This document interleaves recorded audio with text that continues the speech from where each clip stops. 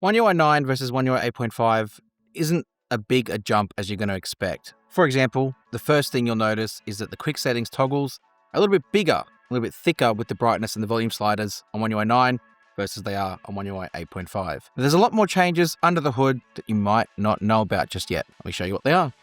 Now let's go. One UI 8.5 versus One UI 9. There's a lot of changes here to go through, so let's get settled in and find out what they are. Now, it's worth pointing out that the build I've got here with One UI 9 is very early on my Galaxy S26, so not everything I show you is going to be functional yet, but I'll point that out as I go through them. Within Quick Share, there's going to be a new toggle called Tap to Share. Interesting, this Tap to Share toggle, how it was going to work. It's basically the same as S-Beam from back in the day. They're just bringing it back. Try to get it to activate, but every time I turn it on, and then I go into the Tap to Share menu, it just turns off. So whatever. But it breaks it down in here how it's going to work and what it will work with.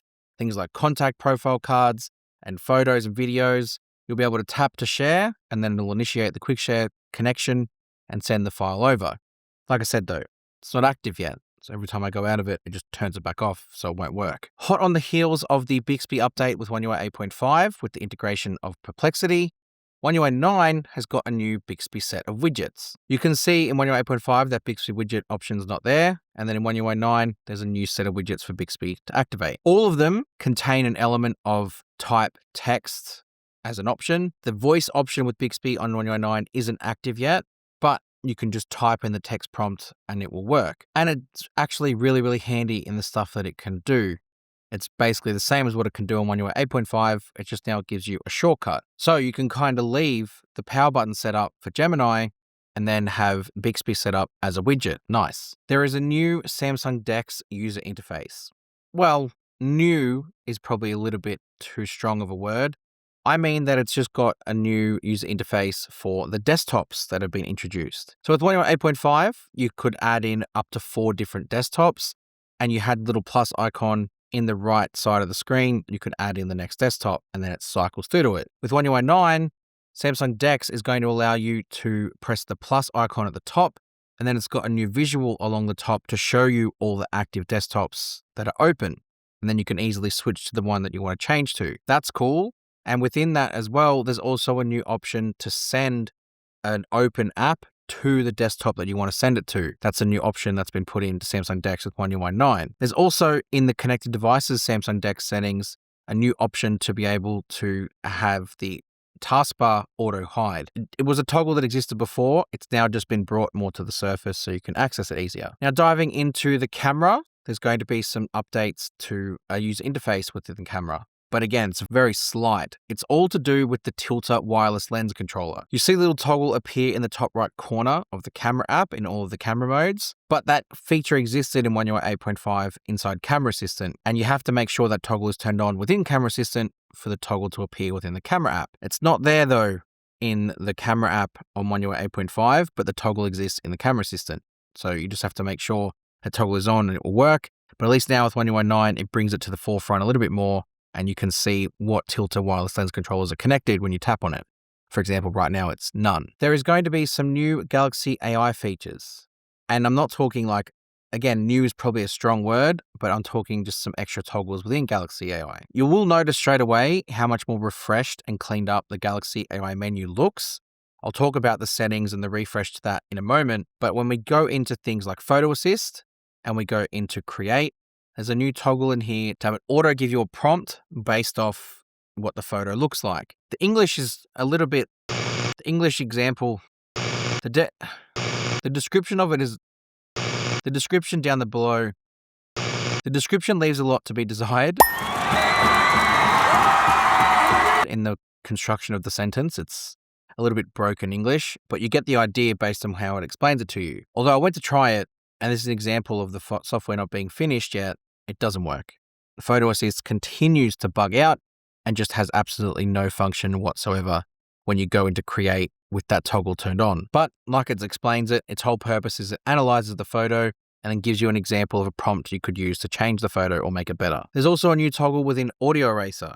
Well, not really a new toggle. It's a new menu option. It's basically just bringing all to the forefront all of the apps and video service you can use Audio Eraser with via toggles. So you can turn these apps on or off. So for example, YouTube, if you don't want to have YouTube Audio Eraser on, you can toggle it off and you can see the list of apps that it works with. Functionally, it's still the same. You go into YouTube and you bring down the quick panel. The audio eraser set of features for that is identical. There's no change here. What I did notice whilst I had this YouTube player up is that the media player has changed. UI is a little bit different. It's a little bit cleaner and it's changed everywhere. In the quick panel, it's got a different toggle to activate the media output. And then on the now bar, on the lock screen, it also looks a little bit different. It's a little bit cleaner. It's got a different line where the music plays through. That's a little bit different. And also in the live notifications area, when the screen is unlocked, when you bring down the media player there, it also looks a little bit different too. So they've just refreshed that a little bit, just from a visual point of view. And now we're going to talk about the settings. I said I would talk about it when I looked at Galaxy AI. And when you dive into the settings menu here, you can absolutely see it. The main thing I noticed is apart from it just being a lot more concise and everything kind of being more tightly controlled from a visual point of view, I also noticed that some of the explanations of how certain features work have been extracted out from the white bubble menu area and brought into the gray area underneath it, kind of help giving you a little bit of contrast and separation from the explanation and the heading. Again, it just is all about creating that cleaner aesthetic. You saw it in Galaxy AI. They've completely removed all the explanations of how the Galaxy AI features function, and they've kind of done the same thing throughout the rest of the settings, like whether that be advanced features or display settings. You notice that all of the explanations have kind of been stripped out to try and give you a bit of a cleaner aesthetic of what you're looking at. I like the cleaner, more minimal look. I think it actually makes it easier to navigate around, and it's going to make for a better visual for the person who's maybe using it. And then the last new feature is a warranty and care section. It's right down the bottom in sort of the software device info area. And what you'll see in here is, well, warranty and care stuff. Obviously, it's all centered around, diagnostics and making sure your device is working, functionally active and everything like that. Right now, it doesn't really work. Any of the things that you press on, whether that be for diagnostics, whether that be for, remote support, it just says it's not available in this software version. So it's probably just here as a face.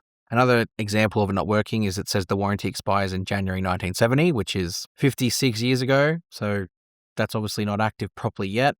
But I also like what they've done here with integrating Bixby into it. In the troubleshooting area, you can go into there and you can type in a problem, either through the prompt that it gives you or your own problem that you've got, and then it'll give you some solutions.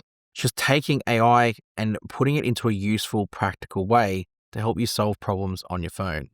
Really nice. So that is One UI 9 versus One UI 8.5. Lots of little changes, both from visual and functional, but nothing overhauled, nothing drastic. Samsung haven't thrown things out and started again because they haven't really needed to. The progression of One UI since the launch of One UI 7 has been great. There's been no need for them to go back to the drawing board and throw out what they're building and start again because it's actually building towards a really nice trajectory. Let's hope that when the full version comes out, we see a lot of these features realized and a lot of cool new stuff as well. Make sure you hit subscribe to follow along with One UI, just tips and tricks, cameras, any new launches. This is the place you want to be for it. And I'll see you guys in the next one. Yoo!